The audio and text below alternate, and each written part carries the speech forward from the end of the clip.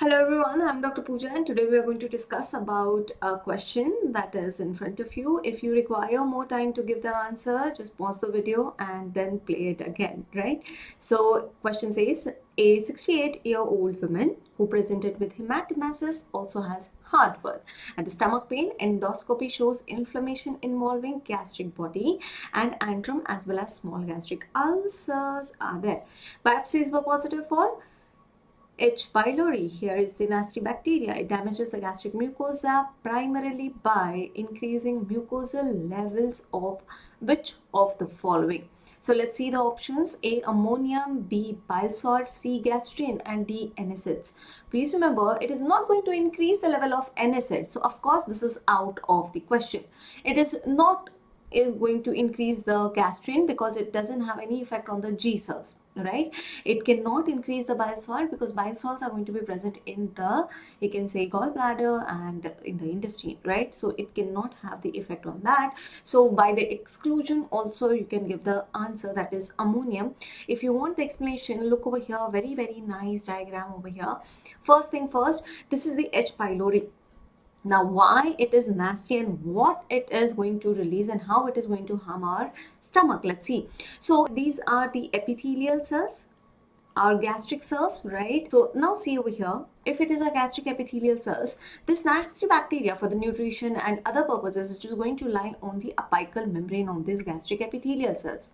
Now if it is lying, we don't have much of the problem. Why? Because again we have to do our work, right?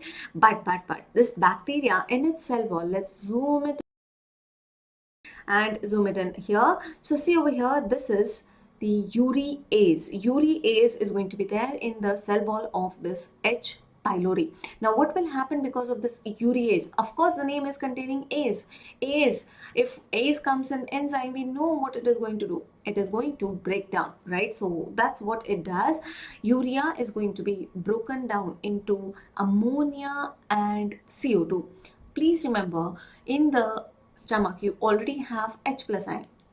When the ammonia combines with the H plus ion, it is going to form ammonium ion, isn't it? So please remember, this is the culprit why we have the gastric ulcer. Now you will say, ma'am, this is so buffer, then why we have gastric ulcer? Please remember, the gastric epithelial cells, they have only one job. And what is that job?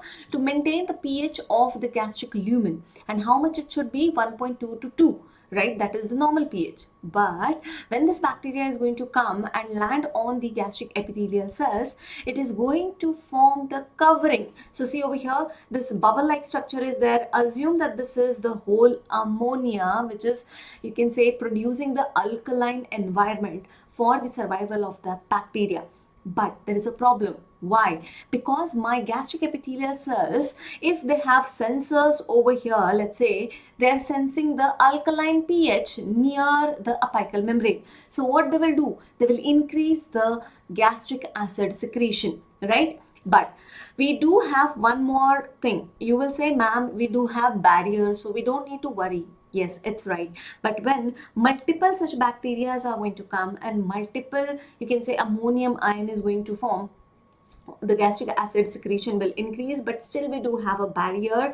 But these nasty bacteria are not only happy with the secretion of urease, but what they are going to do, they are going to release this mucinase also. Mucinase, that is going to break down the mucosa. And what will happen? Of course, mucosa is broken down, the barrier is gone, all that acid which is now secreting at a higher level, it is going to act upon the gastric epithelial cells, and here you go, the patient will land up into the you can say peptic ulcer, right? And one more thing, when you do the breath test, at that time we are going to get a lot and lot of CO2. Why? Because with the ammonia you're going to have the CO2 formed in the patient's stomach, right? So this is why the answer over here becomes the ammonium. Pretty easy question if you know the concept, right?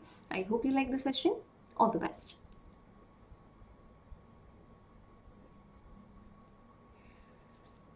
I hope you like the discussion. All the best.